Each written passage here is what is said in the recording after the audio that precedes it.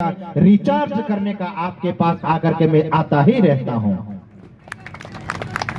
सज्जनों, एक बात, जब किसी सदगुरु के शीश चरणों में जाकर के एक महात्मा, एक कबीर एक बहुत बड़े वृक्ष के नीचे बैठे थे और आप जैसे महात्मा अनुभव वहां जाता है और वह कहता है कि सदगुरु आपके पास सेवा करने के नित्य और निरंतर में आता ही रहता हूं, लेकिन आप बताइए कि जीवन का लक्ष्य क्या है।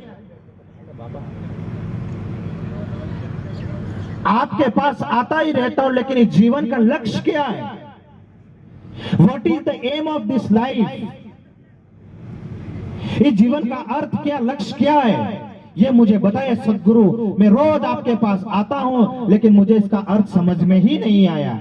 तब सदगुरु बैठे थे और सदगुरु के पास एक बहुत सुंदर पत्थर रखा था सज्जनों, और वो पत्थर, उस शिष्य ने प्रश्न बोला और उत्तर दिए बिना ही उसको कहा कि पत्थर ले लो और जाओ अपनी ढाणी ढाणी में और इस पत्थर का मूल्यांकन करके आ जाओ। वो जो शिष्य है उस पत्थर को गरिमा युक्त लेता है सज्जनों और निकल पड़ता है उस पत्थर का मूल्यांकन करने के लिए। और पहला उसकी मुलाकात होती है एक गांव में, जाता है सब्जी बेचने वाले के पास। सभी ध्यान दे रहे हैं मेरी तरफ? सब मेरी तरफ ध्यान दे रहे हो? मेरी भाषा समझ में तो आ रही है ना? हाँ, पहला उसका जाना होता है एक नगर में जहां पर मिलना होता है एक सब्जी बेचने वाले के पास। जब जाता है और कहता है कि मेरे गुरुदेव ने पत्थर दिया है, इस पत्थर का मूल्यांकन करने के लिए दिया है, आप मूल्यांकन कर सकते हैं क्या?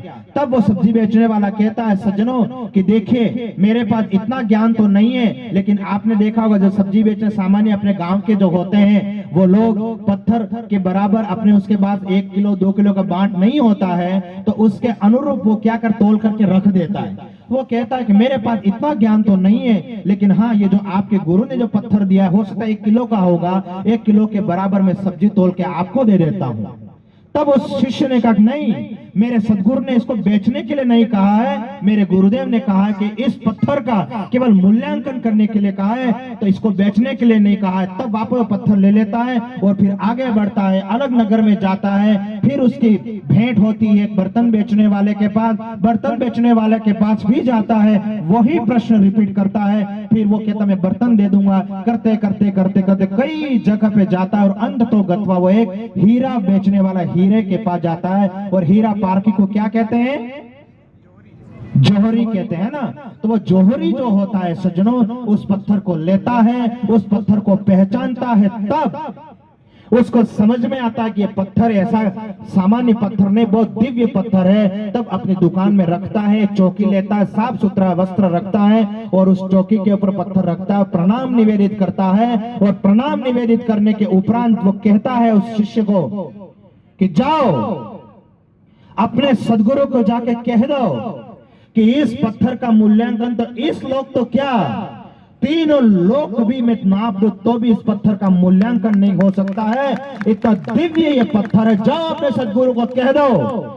तब वो शिष्य बहुत गरिमा युक्त पत्थर लेता है सज्जनों और जाता है और कहता है अपने गुरु से कि गुरुवर गजब हो गया। पर गुरुवर बोलते हैं कि क्या हुआ शिष्य बताओ। तब वो शिष्य बोलता है कि गुरुवर इस पत्थर का मूल्यांकन तो क्या, अलग अलग इसके पत्थर का इस मूल्यांकन निकल के आ रहे हैं, बताइए क्या इसका मूल्यांकन है। तब गुरु ने कहा यही तो जीवन की सार्थकता है सज्जनों, कि इस जीवन को केवल वही परख सकता है जिसको परखने की बुद्धि और दिव्य ज्ञान ऐसे गुरु के चरणों में बैठ जाता है, मंदिर जाकर के अपने आत्म तत्व का अनुभव करता है।